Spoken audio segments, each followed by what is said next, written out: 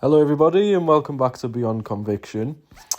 So today's video we're going to be discussing the main topic of those who do have convictions. Can I get a job if I have been to prison, been convicted of, any sort of offence? Can I get a job?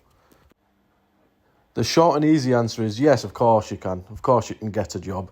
But it all goes on what type of job you're after.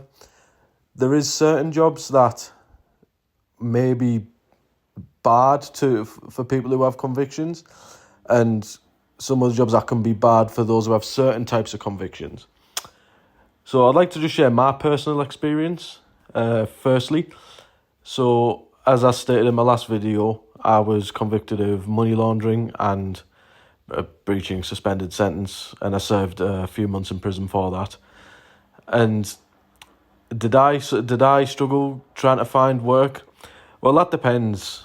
So I managed to get a job in a supermarket not long after I come out of prison, and it didn't seem too difficult. The application did ask if I had any convictions, but I mean, don't really advise you do this, but I just said no, and nothing really came of it at all. But then that is what people will class as an unskilled job. No disrespect to those people who work in our supermarkets. But I was studying a degree in mechanical engineering. So I was aiming to get, a job that pays more and is a bit more exciting than working in a supermarket stacking shelves. So I did work it was a Sainsbury's. I worked in Sainsbury's for about 3 years without any real hiccups. It was when I graduated from university that I did start to see the issues with having a conviction. So I applied to do what's called an internship at, I won't name the company, but it was an aerospace manufacturer.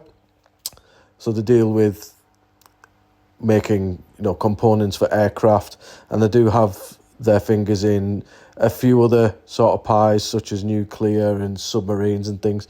So quite, specialist and very technical stuff with a lot of government contracts. So I applied. I managed to get through the online assessments, the video interview. I was then invited to an assessment centre over in Cumbria, and I performed very well, was the feedback. And I was offered one of the few places, one of the few internships that they were offering for graduates.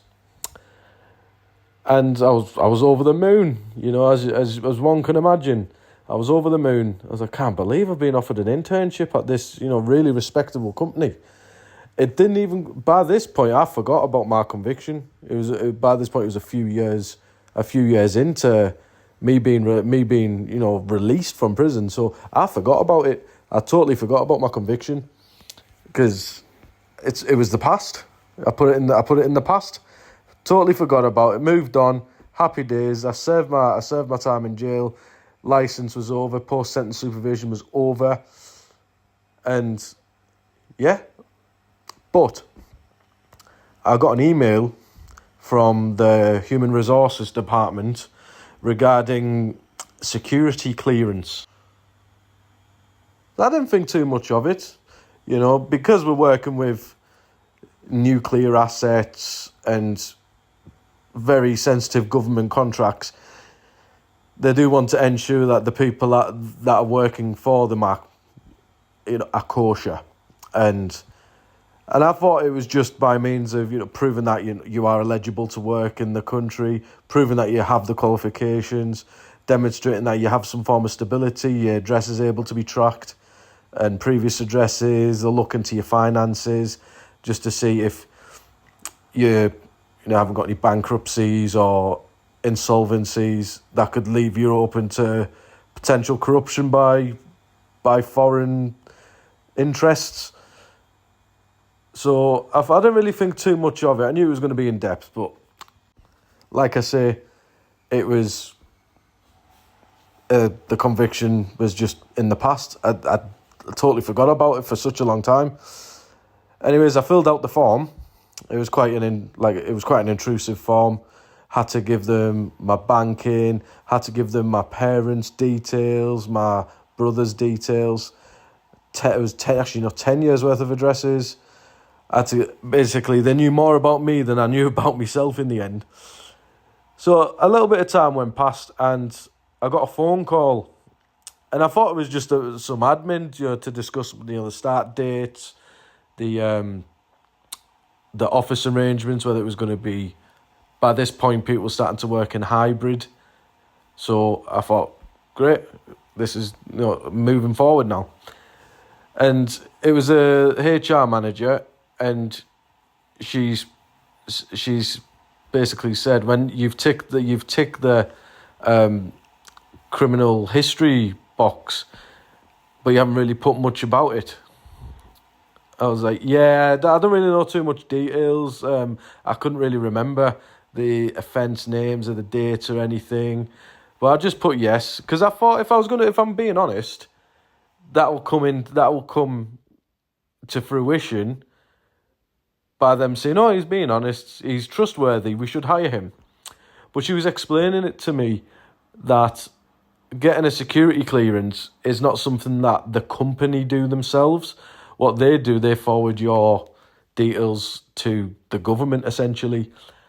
And she was explaining to me that with security clearances of that level, which is classed as national vetting, I think it were, anyone with a criminal record is not going to get security clearance. And they don't even know the reasons why. They just know based on those people have been rejected in the past, and they kind of gauge why that may have been. And it costs the company to apply for security clearances on prospective employees. So she was basically saying, all we get from the government body that do security clearances is a yes or no. If you get a no, there's no appeals, there's no nothing, we just can't employ you. I was like, okay, well, we can at least try. And she basically explained, yes, but because you've admitted to having a criminal record, we're not too sure if we should. So can you go into a bit more detail? So I told her, I was like, yes, so just before I started university, I was sent to prison for a breach of a suspended sentence. And you kind of tell she was almost knocked down for 6 when I told her that. I was like, wait a minute, he's been in prison, but he's got an engineering degree. That doesn't really make any sense. And she went, what was the suspended sentence for? So when I told her money laundering, she was like, right, okay. And then she put me on hold for a bit, and then she went, I have been advised by someone else that we shouldn't be progressing with your security clearance application. I was like, oh, okay. She went, but we still can, but we can almost guarantee you're not going to get it. So just to cut a long story short, I was like, fine, no problem, I appreciate it. And I put the phone down. And that was the first time in a good few years, that I was thinking, geez, my past is actually coming back to give me some headache here. So I was like, damn, I can't apply for these sort of jobs because I got a conviction from ages ago. That's nonsense. But that's just the way it goes. So I applied for a couple more, and I wasn't really getting any questions about my convictions, which was good. But I remember I got some feedback off one recruiter that due to the newspaper article on my money laundering offence, because it was a client-facing engineering role, they weren't willing to employ me. Not because I've been convicted of anything, they didn't sound too bothered about that, but because that information was in the public domain via the newspaper article. And I just started to think, geez, my God, what did I go to uni for all these years? But that's unfortunately the barriers us people with convictions have to face, isn't it? And I used to just explain to my wife that, come on, what more can I do? I've done 4, including college, 5 years of study, but I only done a few months in prison. Surely that outweighs the other. But no, People still judge those, even if you've been to prison for a week, people still judge those with convictions. You don't even have to be have gone to prison. Those with convictions is bad apples, regardless of what you got to offer. So I started to do a bit of research, and I thought the best thing I can do is understand my conviction, what it will limit me to, and instead of focusing on the jobs I can't do, focusing on the industries and roles that I am able to do, that my conviction won't be a proper barrier. So I'd like to show you this website, and it's an absolutely fantastic website, and it's called Unlock. And Unlock, anything to do with convictions, you can find on here. It is absolutely superb, and after a few of these knockbacks, I come across this, and it answers more or less every single question one could have about having a conviction. So there is something called the Rehabilitation of Offenders Act 1974, which basically explains that certain convictions and certain sentence lengths can be considered spent after what's called a rehabilitation period. And that does differ depending on the conviction type. If you've got any what's called auxiliary orders, and the length of time served in prison if you did get a prison sentence. And I believe it's just been changed recently. I believe a conviction can be spent if it's a prison sentence of under 4 years. It used to be 2.5 years, I believe, and they've just recently changed it. So if you've served 3 years and 11 months in prison, that conviction will eventually be spent, but there is a certain rehabilitation period after you've completed your sentence that has to pass before it can be considered spent. So I'd just like to show you this on Unlock, and it's what's called the spent sentence calculator. So I'll give you an example. So we're just going to use it to put in some random details here. So let's just have a look.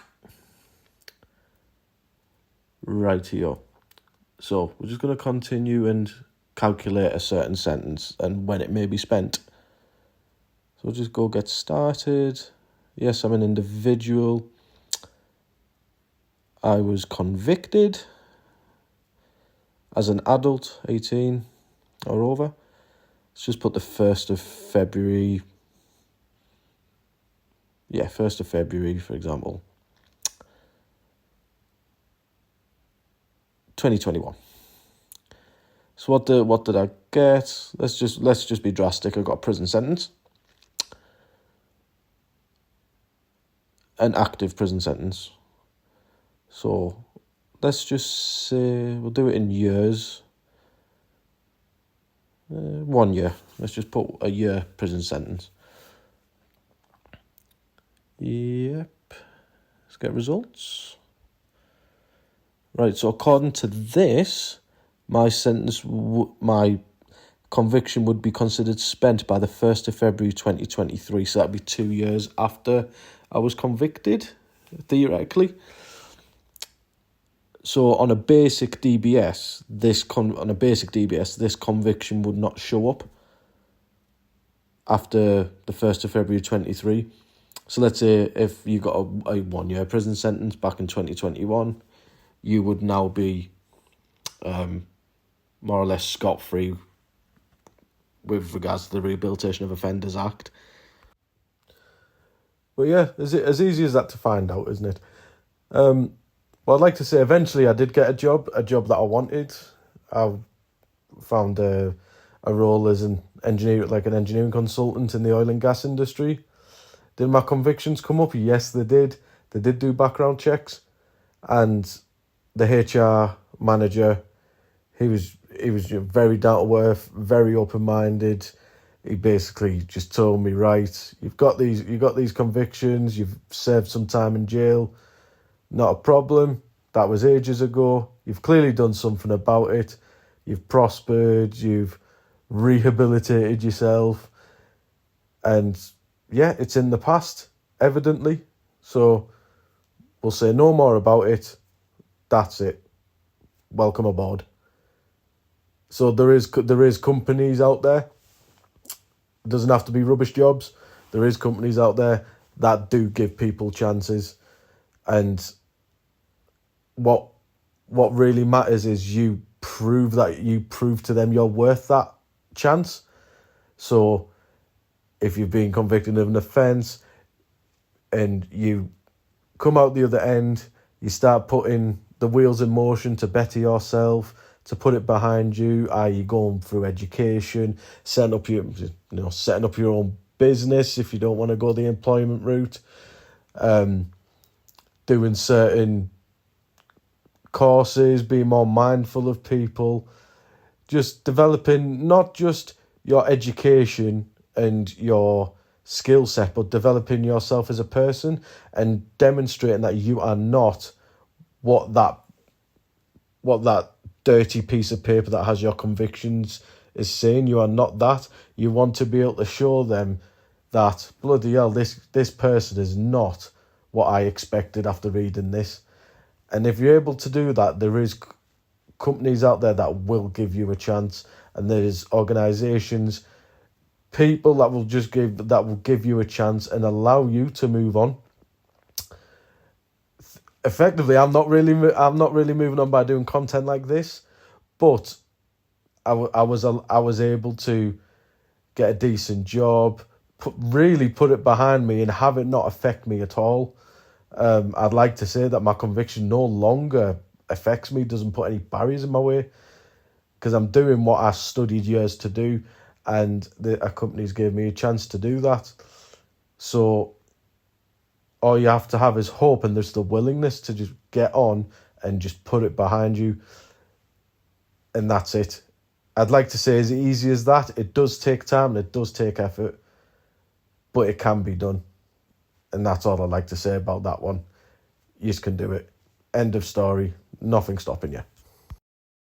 If you are interested in finding out if your conviction is eligible to be spent, or if so, when, then look into the bio of this video. The link to the Unlock site is in there.